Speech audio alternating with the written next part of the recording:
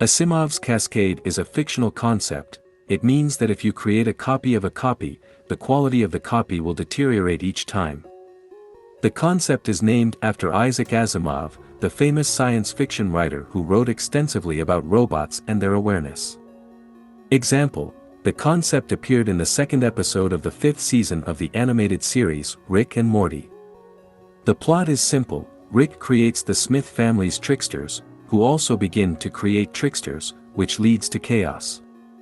On the surface, the authors clearly explain to us the differences between clones and dupes. Cloning is a delicate process because it ends up creating a perfect copy down to the atoms.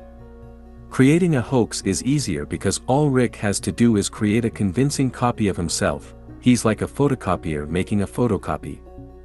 But the trick is that Rick is flawed, and defective photocopies produce defective copies. This is where Asimov's Cascade comes into play, a non-existent concept, Rule 34 of Asimov's Cascade, named after its creator. If a defective copier makes a copy of a defective copy, their defects multiply each other, and as a result the next copy is twice as defective. From there this starts to rapidly escalate until the next copy is almost unrecognizable as the original. But that's just the cascading nature of Asimov's Cascade, and the fictionist here is about something else. Isaac Asimov wrote extensively about robotics, largely defining the genre of science fiction on the subject. Among other things, he wondered about robots' awareness of their roboticism. Remember the same 200-year man. Here Asimov's character is Rick. He goes through all the stages of accepting that he is a copy.